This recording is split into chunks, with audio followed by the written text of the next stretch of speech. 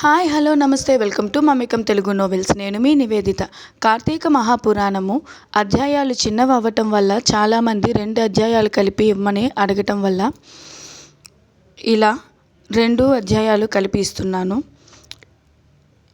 సంపూర్ణ కార్తీక మహాపురాణము పంచవింశాధ్యాయము 25వ రోజు పారాయణము. దూర్వాసుడు అంబరీషుని శపించుట. అంబరీష, పూర్వజన్మలో కించిత్ పాప విశేషము వలన నీకీ అనర్థము వచ్చినది. నీ బుద్ధిచే దీర్ఘముగా ఆలోచించి నీకు ఎటుల అనుకూలించునో అటులనే చేయుము. ఇక మాకు సెలవు ఇప్పించుము అని పండితులు పలికిరి. అంత అంబరీషుడు, ఓ పండితోత్తములారా, నా నిశ్చితాభిప్రాయమును ఆలకించి వెడలుడు. ద్వాదశి నిష్టను విడుచుట కన్నా విప్రశాపము అధికమైనది కాదు. జలపానం చేయుట వలన బ్రాహ్మణుని అవమానపరచుట కాదు, ద్వాదశిని విడుచుటయూ కాదు. అప్పుడు దూర్వాసుడు నన్నేల నిందించును? నిందింపడు. నా తొలి పుణ్యఫలము నశింపదు కాన జలపానమొనరించి ఊరుకుందును అని వారి ఎదుటనే జలపానం ఒనరించెను. అంబరీషుడు జలపానం ఒనరించిన మరుక్షణమే దూర్వాసుడు స్నాన జపాదులు పూర్తి చేసుకుని అక్కడకు వచ్చెను.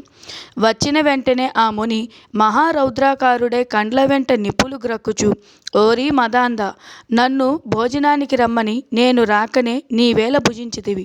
ఎంత దుర్మార్గము, ఎంత నిర్లక్ష్యము, ఎంతటి ధర్మ పరిత్యాగివి. అతిథికి అన్నం పెట్టెదనని ఆశ చూపి పెట్టకుండా తాను తినినవాడు మలభక్షకుడగును. అట్టి అధముడు మరుజన్మలో పురుగై పుట్టును. నీవు భోజనమునకు బదులు జలపానం చేసితివి. అది భోజనముతో సమానమైనదే. నీవు అతిథిని విడిచి భుజించినావు కాన నీవు నమ్మకద్రోహి వగుదువే కాని హరిభక్తుడవు ఎట్లు కాగలవు? శ్రీహరి బ్రాహ్మణ అవమానమును సహింపడు. మమ్మే అవమానించుట అనియా? శ్రీహరిని అవమానించుటయే. నీ వంటి హరినిందాపరుడు మరి ఒకడు లేడు. నీవు మహాభక్తుడవని అతి గర్వం కలవాడివై ఉన్నావు. ఆ గర్వముతోనే నీవు నన్ను భోజనమునకు ఆహ్వానించి అవమానపరిచి నిర్లక్ష్యముగా జలపానమొనరించితివి. అంబరీష, నీవెట్లు పవిత్ర రాజు కుటుంబంలో పుట్టినావురా? నీ వంశం కళంకము కాలేదా అని కోపంతో నోటికి వచ్చినట్లు తిట్టెను. అంబరీషుడు ముని కోపమునకు గడగడ వణుకుచు ముకుళిత హస్తములతో, మహానుభావ, నేను ధర్మహీనుడను. నా అజ్ఞానముచే నేనీ కార్యము చేసి తిని. నన్ను రక్షింపుడు. బ్రాహ్మణులకు శాంతియే ప్రధానము. మీరు తపోధనులు, దయాదాక్షిణ్యములు కలవారును కాన నన్ను కాపాడుడు అని అతని పాదములపై పడెను. దయాశూన్యుడైన దూర్వాసుడు అంబరీషుని తలను తన ఎడమకాలితో తన్ని, దోషికి శాపమీయకుండా ఉండరాదు. నీవు మొదటి జన్మలో చేపగాను, 2వ జన్మలో తాబేలుగాను, 3వ జన్మలో పందిగాను, 4వ జన్మలో సింహముగాను, 5వ జన్మలో వామనుడుగాను, 6వ జన్మలో క్రూరుడవగు బ్రాహ్మణుడవుగాను, 7వ జన్మలో మూఢుడైన రాజుగాను, 8వ జన్మలో రాజ్యము గాని సింహాసనము గాని లేనట్టి రాజుగాను, 9వ జన్మలో పాషాండ మతస్థునిగాను, 10వ జన్మలో పాపబుద్ధి గల దయలేని బ్రాహ్మణుడుగాను పుట్టెదువుగాక అని వెనక ముందు ఆలోచించక శపించెను. ఇంకనూ కోపం తగ్గనందున మరలా శపించుటకు ఉద్యుక్తుడగుచుండగా శ్రీ మహావిష్ణువు బ్రాహ్మణ శాపం వృధా కాకూడదని తన భక్తునికి ఏ అపాయము కలుగకుండుటకు అంబరీషుని హృదయంలో ప్రవేశించి, మునివర్య, అటులనే మీ శాపం అనుభవింతునని ప్రాధేయపడెను. కానీ దూర్వాసుడింకనూ కోపం పెంచుకుని శపించబోగా శ్రీమన్నారాయణుడు తన సుదర్శన చక్రమును అడ్డుపెట్టెను. ఆ సుదర్శనము కోటి సూర్యప్రభలతో అగ్నిజ్వాలలు గ్రక్కుచు దూర్వాసునిపై పడబోయెను. అంత దూర్వాసుడు ఆ చక్రం తనను మసిచేయునని తలంచి ప్రాణముపై ఆశ కలిగి అచటి నుండి బ్రతుకు జీవుడా అని పరుగిడెను.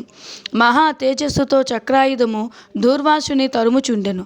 దూర్వాసుడు తనను కాపాడమని భూలోకమున ఉన్న మహామునులను, దేవలోకమును కెరిగి దేవేంద్రుని, బ్రహ్మలోకానికి వెళ్ళి బ్రహ్మదేవుని, కైలాసమునకు వెళ్ళి పరమేశ్వరుని ఎంత ప్రార్థించినను వారు సైతము చక్రాయుధం వారి నుండి దూర్వాసుని కాపాడలేకపోయిరి.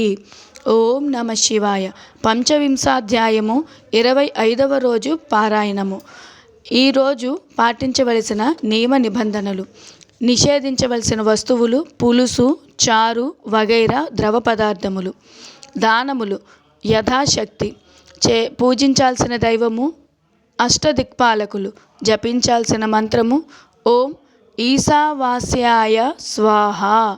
ఈ మంత్రం జపించటం వల్ల కలుగు ఫలితము అఖండ కీర్తి, పదవీ ప్రాప్తి. ఇదండి ఈరోజు అధ్యాయం. విన్నారు కదా.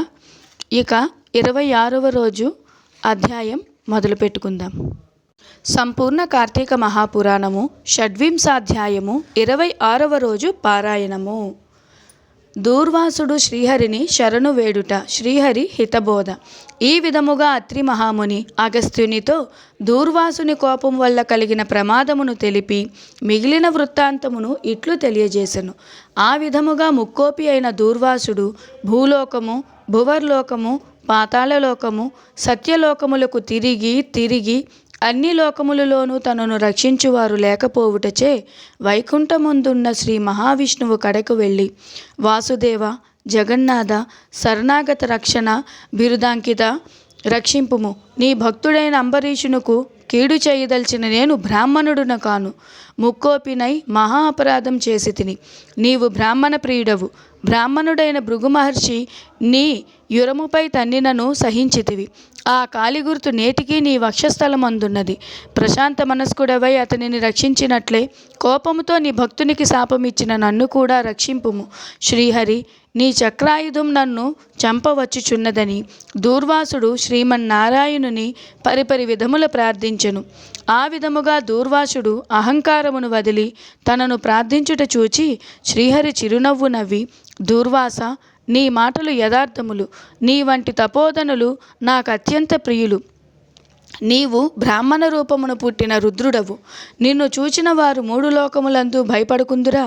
నేను త్రికరణములచే బ్రాహ్మణులకు మాత్రం ఎట్టి హింస కలిగించను.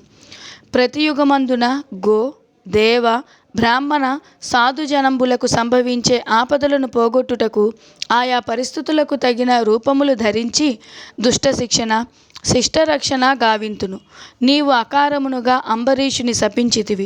నేను శత్రువుకైనను మనోవాక్కాయములందు కూడా కీడు తలపెట్టను.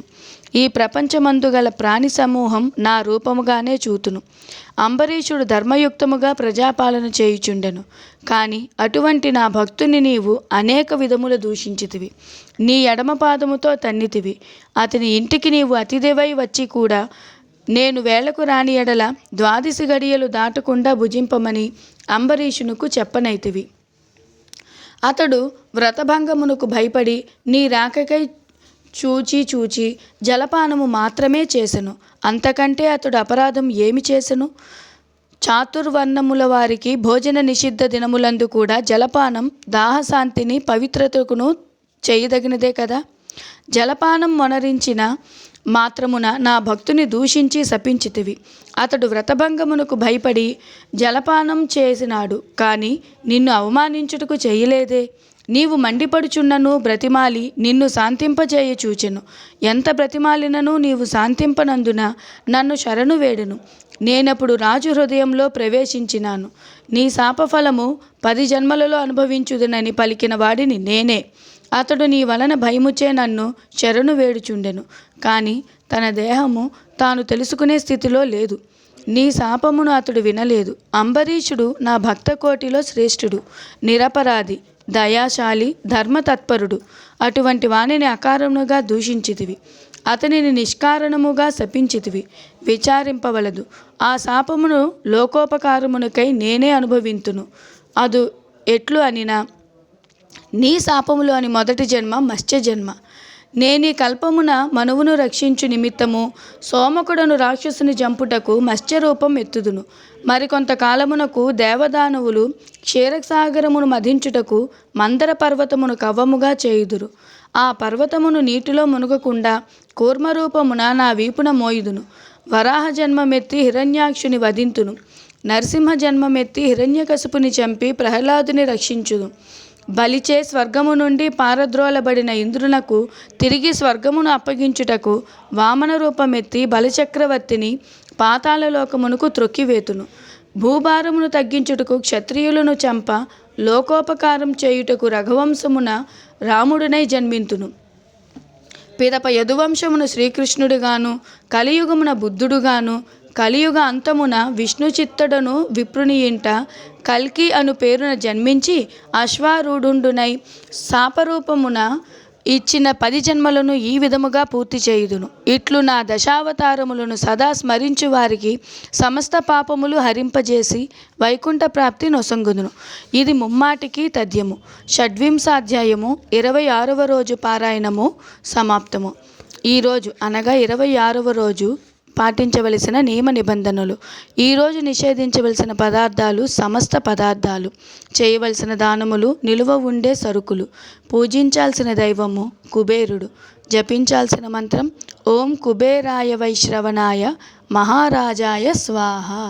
ఈ మంత్రం జపించటం వల్ల కలుగు ఫలితము ధనలబ్ధి, లాటరీ విజయం, సిరి సంపదల వృద్ధి. అదండి ఈరోజు కార్తీక మహాపురాణము 25, 26వ అధ్యాయాలు. మళ్ళీ రేపు 27, 28వ అధ్యాయాలతో కలుసుకుందాం. అంతవరకు సెలవు. నమస్కారం. ఓం నమ శివాయ. ఈ వీడియో కానీ మీకు నచ్చినట్లయితే లైక్ చేయండి, మీ ఫ్రెండ్స్ అండ్ ఫ్యామిలీకి షేర్ చేయండి, అలాగే కామెంట్ చేయటం మాత్రం మర్చిపోకండి. మీ నివేదిత ఆదిత్య.